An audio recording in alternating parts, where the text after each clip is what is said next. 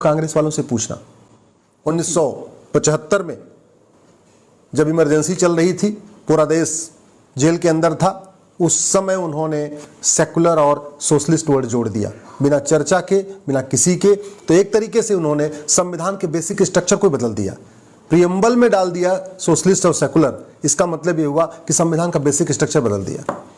फिर उसके बाद 1984 में राजीव गांधी को एक ऐतिहासिक बहुमत मिला, 400 सीट से ज्यादा मिली। उस समय नारे लगते थे अब की बार 400 पार, अब की बार 400 पार, और 404 सीट मिली।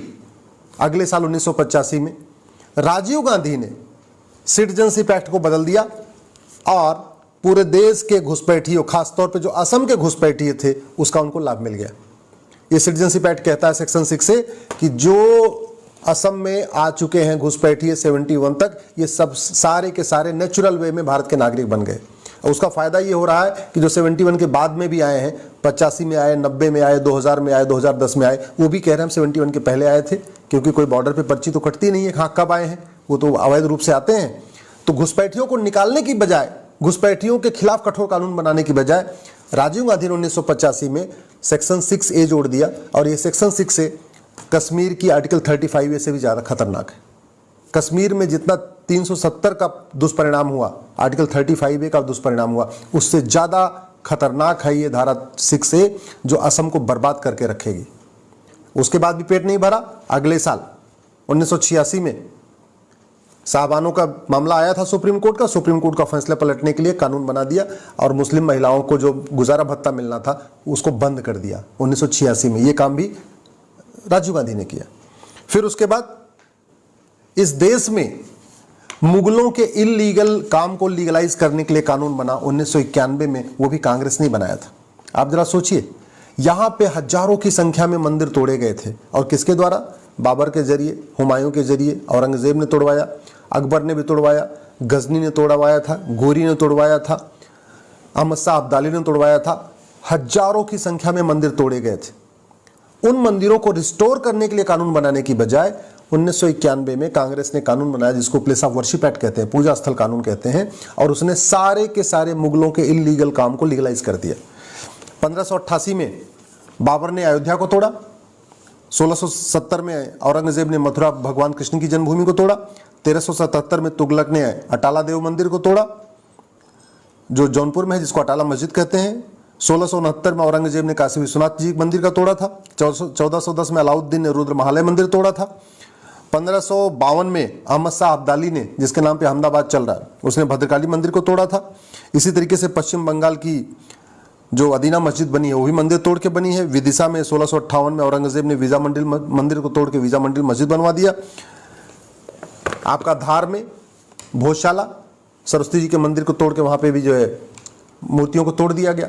तो कांग्रेस की ड्यूटी थी कि भाई भारत स्वतंत्र हो गया है तो एक कानून बनाए और सारे जो मठ मंदिर तोड़े गए उनको रिस्टोर करे, उनको बनवाएं। वो काम नहीं किया। 1991 में प्लेस ऑफ वर्शिप एक्ट बनाया और बोल दिया कि जो भी ये मुगल तोड़े थे वो सब सही है, ये सब लीगलाइज हो गया। अगले साल 1992 में मुस्लिम्स को फायदा देने के लिए और हिंदुओं को आपस में बांटने के लिए, क्योंकि हिंदू लॉ के अनुसार, संविधान के अनुसार हिंदू, जैन, बौद्ध, सिख, ये हिंदू, जैन, बौद्ध और सिख ये चारों हिंदू कहलाते हैं। लेकिन 1992 में कानून बना के सिख को भी माइनॉरिटी बना दिया, जैन को भी माइनॉरिटी बना दिया, बौद्ध को भी माइनॉरिटी बना दिया। असली मकसद था मुस्लिम्स को फायदा पहुंचाना, लेकिन एक ही तीर से दो निशान साधा 1992 में। इसको कहते हैं माइनॉरिटी कमीशन एक्ट।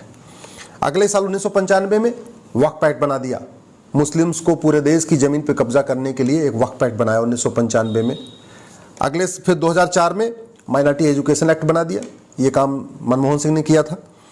2010 में FCRA बनाया।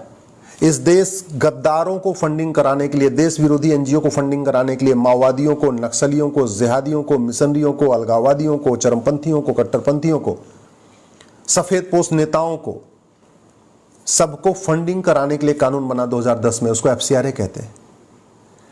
2012 में राइट टू एजुकेशन के दायरे से मदरसे को बाहर निकाल दिया। जब राइट टू एजुकेशन 2009 में बना था तो मदरसे भी उसके दायरे में आते थे, 2012 में उसको बाहर निकाल दिया। ऐसे ही अनेक 50 से ज़्यादा कानून हैं जो कांग्रेस ने बनाया है। कांग्रेस ने गुलामी का नाम नहीं मिटाया, गुलामी का निशान नहीं मिटाया, गुलामी की परंपरा को नहीं खत्म किया, गुलामी के रीति रिवाजों को खत्म करने के लिए कुछ नहीं किया। गुलामी की भाषा को कम करने के लिए कुछ नहीं किया। गुलामी की पुलिस व्यवस्था को नहीं बदला कांग्रेस ने, गुलामी की न्यायिक व्यवस्था को नहीं बदला कांग्रेस ने, गुलामी की शिक्षा व्यवस्था को कांग्रेस ने नहीं बदला, गुलामी की प्रशासनिक व्यवस्था को कांग्रेस ने नहीं बदला, गुलामी की टैक्स व्यवस्था को नहीं बदला, गुलामी के जितने हमारे पुरानी परंपराएं चल रही थी कि गवर्नर जाएंगे तो ऐसे सैल्यूट होगा, ये जाएंगे तो ऐसे सैल्यूट होगा, ये जाएंगे तो ऐसे सैल्यूट हो जाएगा, वो कुछ नहीं बदला। हाँ, भारत की संस्कृति को, भारत की चिकित्सा व्यवस्था को, भारत की शिक्षा व्यवस्था को, भारत की परंपरा को, भारतीय ज्ञान विज्ञान को खत्म करने के लिए एक के बाद एक के बाद एक 50 कानून बनाए। इसलिए मैं आपसे निवेदन करता हूं, एक बार वोट देने से पहले कांग्रेस के नेताओं से जरूर पूछना, एक बार वोट देने के पहले कांग्रेस के नेताओं से यह पूछना कि तुमने गुलामी का कौन सा निशान मिटाया, तुमने गुलामी के खिलाफ कितने काम किए और तुमने वेद पुराण को क्यों नहीं लागू किया। तब तो ऐतिहासिक बहुमत था। आप कांग्रेस के नेताओं से पूछिए कि आपके तो पास 1950 से लेके नेहरू जी को लगातार ऐतिहासिक बहुमत मिल रहा था, इंदिरा जी को लगातार ऐतिहासिक बहुमत मिला, राजीव गांधी को तो 404 सीट मिली। इतने साल सत्ता में रहने के बाद समान शिक्षा क्यों नहीं लागू किया, समान नागरिक संहिता क्यों नहीं लागू किया, घुसपैठ के खिलाफ कठोर कानून क्यों नहीं बनाया, धर्मांतरण के खिलाफ कठोर कानून क्यों नहीं बनाया, जनसंख्या नियंत्रण, जनसंख्या विस्फोट रोकने के लिए कठोर कानून क्यों नहीं बनाया, तुमने अश्लीलता नियंत्रण के लिए कानून क्यों नहीं बनाया, तुमने नशा के खिलाफ कठोर कानून क्यों नहीं बनाया, तुमने भारत के संविधान को लागू करने के लिए क्यों नहीं बनाया, तुमने वेद पुराण को जन जन तक पहुंचाने के लिए वेद पुराण को शिक्षा व्यवस्था में शामिल क्यों नहीं किया, तुमने भगवत गीता और रामायण को एजुकेशन में क्यों नहीं डाला, तुमने सेकुलर शब्द भारत में क्यों जोड़ा, तुमने सोशलिस्ट शब्द भारत में क्यों जोड़ा। ये आप कांग्रेस वालों से पूछना, क्योंकि वैसे तो आपको मिलेंगे नहीं, लेकिन अब इलेक्शन आ रहा है तब ये कांग्रेस के नेता आपके पास आएंगे। और इस बार आप जो वोटिंग करना वो दिल लगा के मत करना, दिमाग लगा के करना। इस बार जो वोट देना वो सोच समझ के वोट देना। इस बार जो वोट देना जाति के आधार पर मत देना, भाषा के आधार पर मत देना, क्षेत्र के आधार पर मत देना। इस बार वोट देना मुद्दों के आधार पर। जो वोट मांगने आए उससे ये जरूर पूछना कि तुम नशे के खिलाफ कठोर कानून बनाओगे कि नहीं, और बनाओगे तो इसकी घोषणा करो। जो आए यहाँ पे वोट मांगने आपके दरवाजे पे उससे पूछना कि भ्रष्टाचार के खिलाफ कठोर कानून क्यों नहीं बन रहा है। जो आपसे वोट मांगने आए उससे पूछना ये थाने दलाली के अड्डे क्यों बने हुए हैं, ये तहसील में भ्रष्टाचार इतना क्यों है, ये हवलदार पेशकार इतना देश को क्यों लूट रहे हैं, भ्रष्टाचार के खिलाफ कठोर कानून कब बनेगा, हवाला के खिलाफ कठोर कानून कब बनेगा, संपत्ति को आधार से लिंक कब किया जाएगा, घुसपैठियों को कब निकाला जाएगा, धर्मांतरण कराने वाले मिशनरियों और जिहादियों पे कठोर कार्रवाई कब होगी।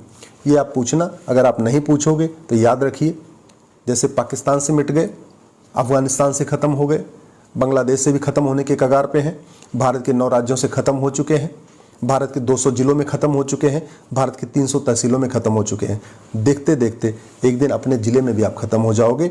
और कश्मीर वाले तो पलायन करके दिल्ली आ गए, बंगाल वाले तो पलायन करके असम में चले गए, मणिपुर वाले पलायन करके फिर बगल के राज्यों में चले गए। आप कहाँ जाओगे, सोचना आपने। इसलिए इन वोट जीवी और नोट जीवी नेताओं से खुल के सवाल करिए। और अगर मेरी बात से सहमत हो तो इस वीडियो को अपने सारे ग्रुप्स में डाल दीजिएगा, अपने फेसबुक पे डाल दीजिएगा, अपने व्हाट्सएप पे ज़रूर फैलाइएगा। अगर आप ट्वीट कर सकते हैं तो इसको ट्वीट भी करिएगा। और अपने जान पहचान के नेताओं को कहिए कि इन बातों का जवाब दें, नहीं तो ये वोट जीवी और नोट जीवी नेता 20 साल के बाद, 25 साल के बाद आपके बच्चों को बचाने नहीं आएंगे। आज का कठोर कानून आपके बच्चों को बचाएगा। आज के अच्छे नेता जिनको आप बहुत अच्छा मानते हो, ये 25 साल के बाद आपके बच्चों को बचाने नहीं आएंगे।